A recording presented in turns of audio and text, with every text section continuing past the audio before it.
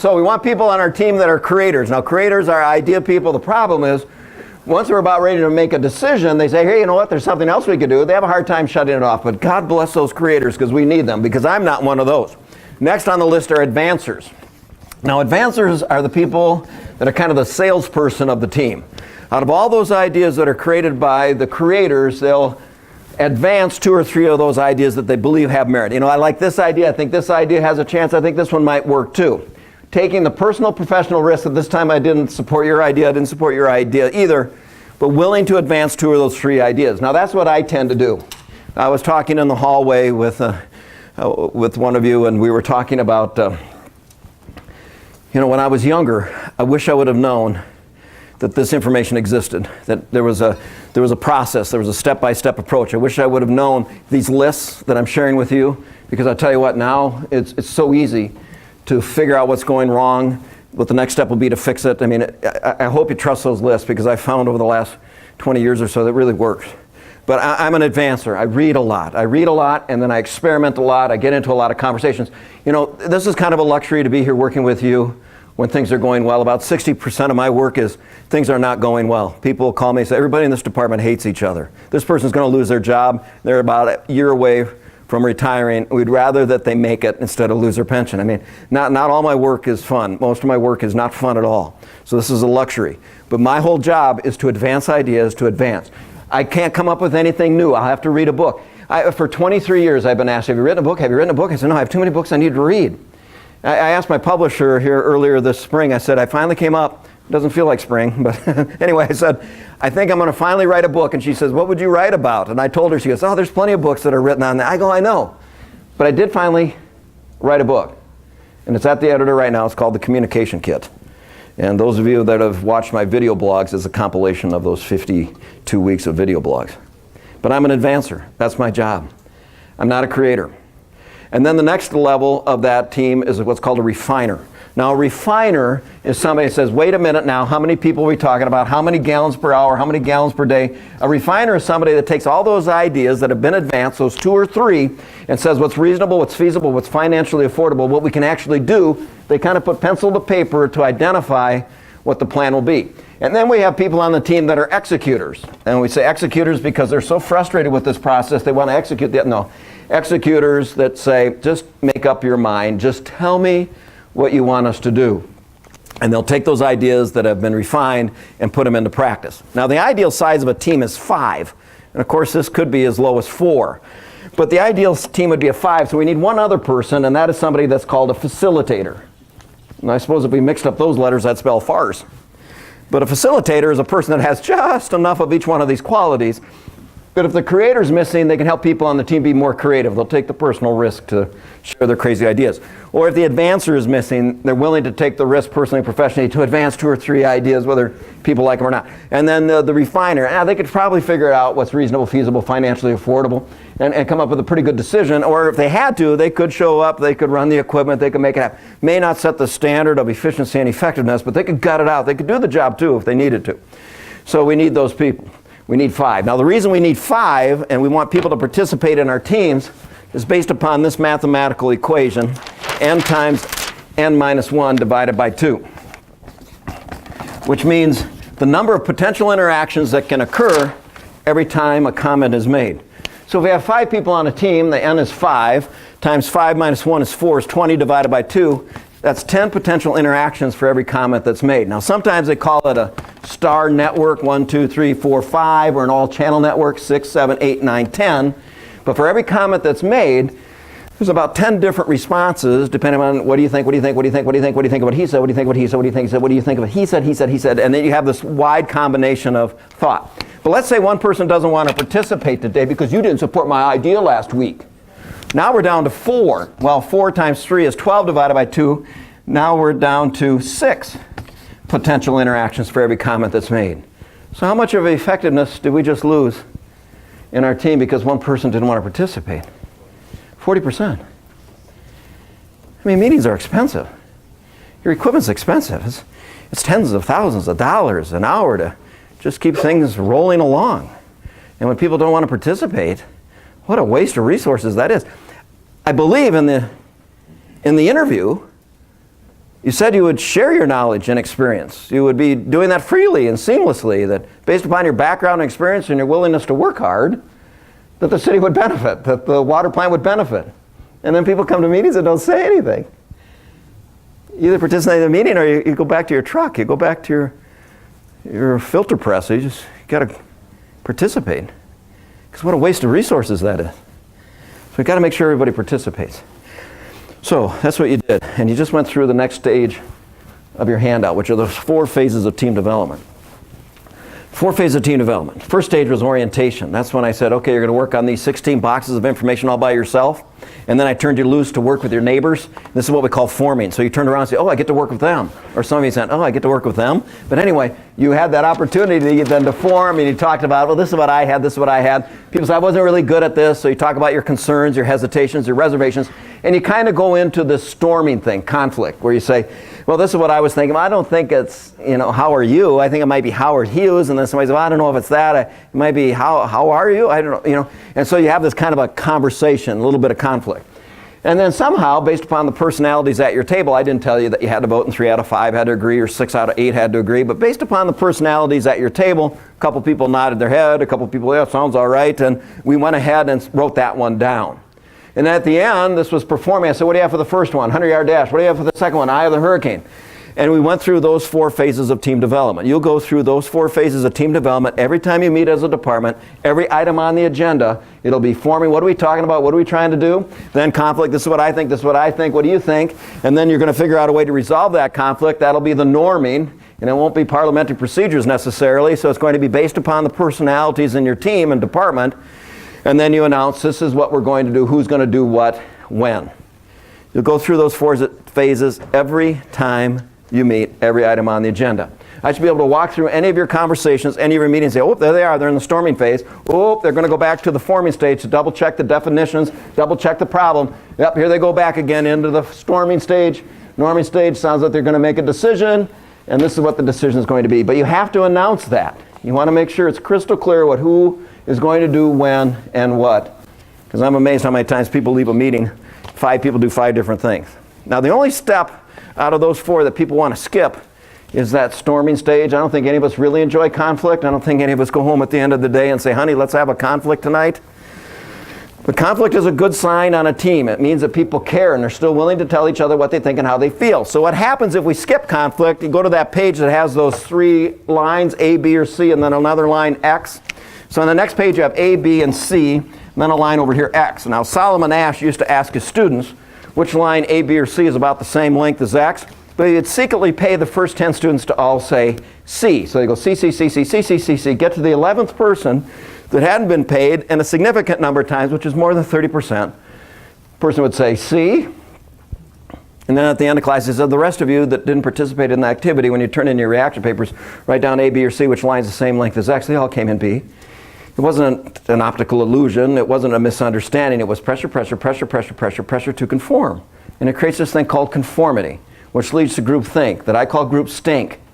That for some reason, I don't quite understand why, people would rather skip that 45 seconds or 2 minutes of conflict and the anxiety that goes along with it to live with a bad decision that will plague them for the next 10 or 20 years of their career.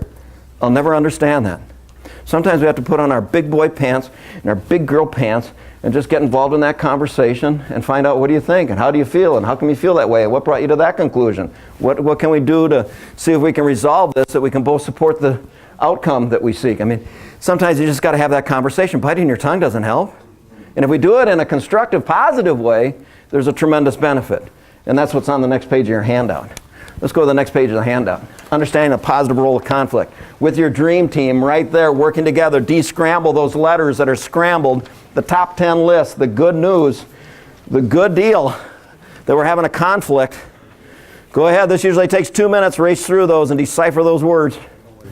All done? Okay, here we go. Number 1 on that first list, of course, is to conflicts make us more aware of relationship problems or problems that need to be solved. Yeah, we cannot read each other's minds, so we got to make sure we get it out to make us aware of that problem. Number 2, conflicts encourage change. Yeah, somebody's dissatisfied, somebody's uncomfortable, somebody wants something to be different than it currently is, and it's uncomfortable to be in conflict situations, so of course we want to move past that. So number 3, conflict energizes and increases Motivation to deal with that problem. It's a stress response. Blood sugars are released, adrenaline's pumped into the system, your blood pressure rises, your body temperature rises. You're really going into a fight or flight kind of a response, so it gives us that motivation to solve that problem. Number 4, conflicts make life and work more interesting, because you can't believe people can think like that. Do you ever have that day where you woke up that one morning and thought, oh my God, people don't think the same way I think? It's kind of humbling. Next on that list, number 5, better decisions are generally made when there are disagreements. So let's go back to this issue of conformity, that ABC line X thing. There's 3 complements in communication. One is recognition, the next is acknowledgement, and the last one is endorsement. So let's say sometime this summer your community's having some sort of a festival or some sort of a summer gathering, and I happen to attend that, and I see you, 50, 60 feet away, and we wave, we recognize each other. That's the first level of compliment in communication. But let's say next fall we're out holiday shopping, and I bump into you at one of the malls, and I say, hey, what are you doing? Would you have a coupon for that? What'd you buy? And we stop whatever we're doing and we engage in conversation. Now that level is called acknowledgement. Whatever I was currently doing, that stopped. You're here. I'm going to respect that acknowledgement, invest in the relationship. Now the greatest compliment communication is endorsement, where people say, you know what, you're right. Now when we have this phenomenon of conformity and groupthink, and you're trying to solve a problem, you say, hey, I have an idea, this is what I think we should do, and you say, I love it, let's do it, I support it, I'm all for it. And none of you criticize it. Knowing there's a chance of conformity and groupthink, if you're not going to criticize my idea, then I'm going to have to criticize my idea. And that's pretty hard when it sounds so good. It's kind of like endorsement is like when you have a scab and you scratch it. Oh, that feels good.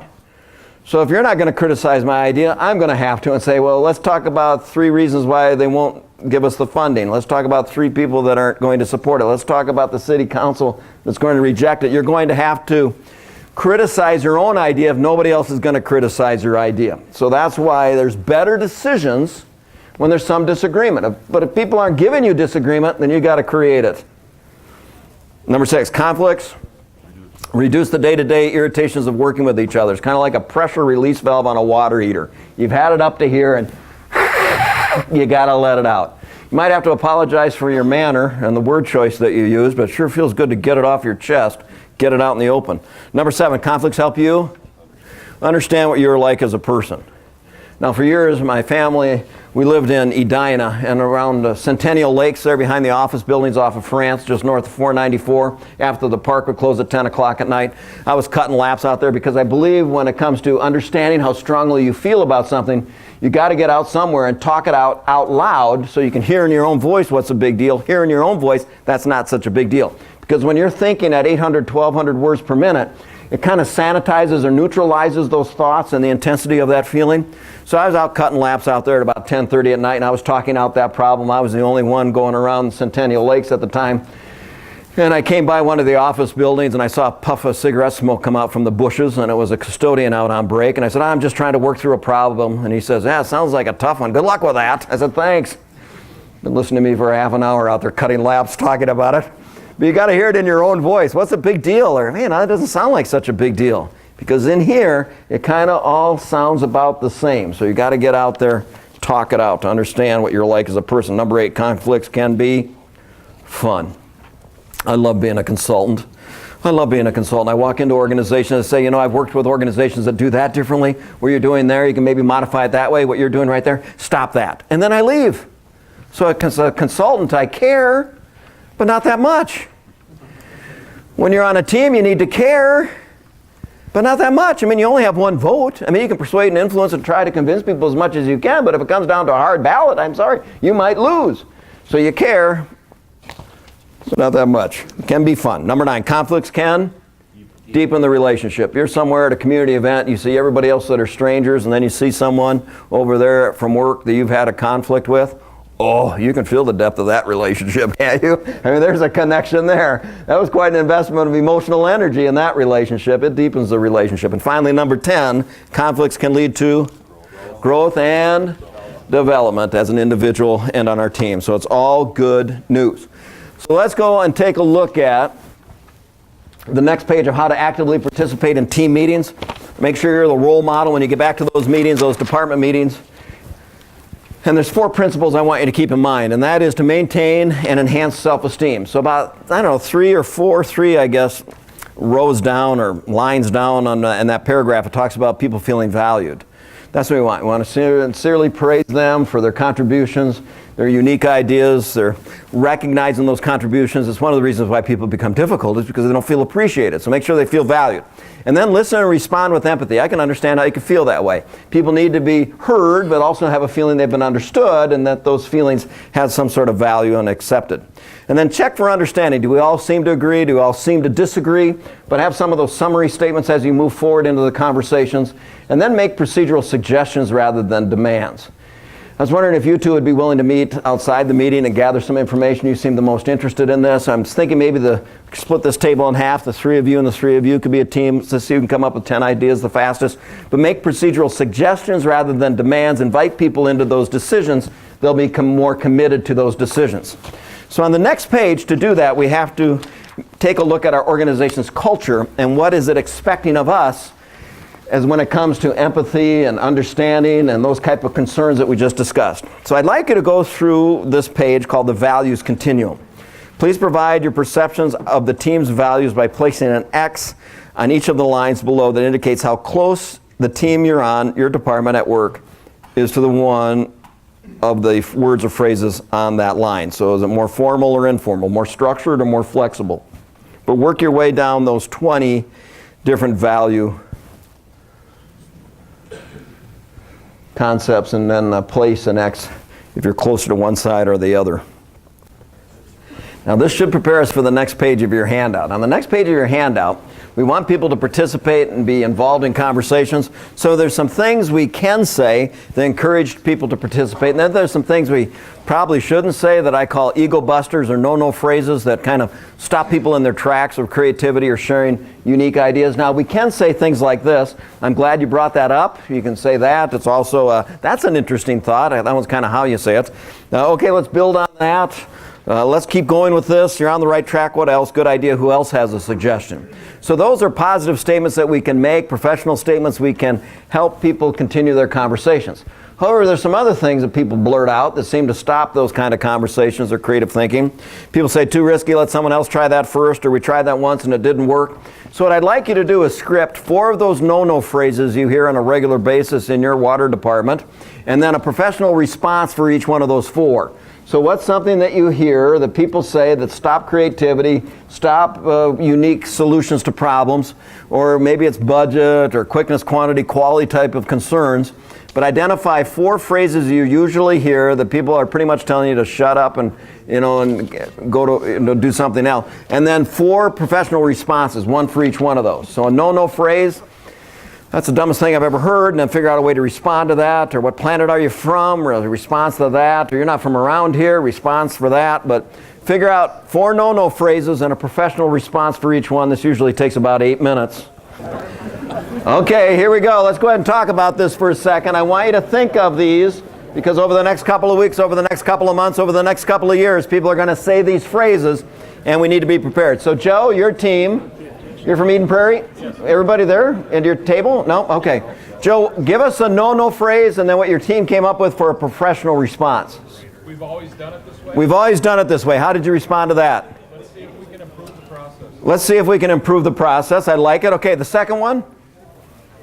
That won't work. That won't work. How'd you respond to that? Let's try it and see.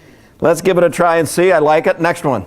It costs too much. It costs too much. How'd you respond to that? Let's perform a cost analysis. Okay, let's just put pencil to paper, do a little cost analysis, see how much it really would cost. Great idea. Next one.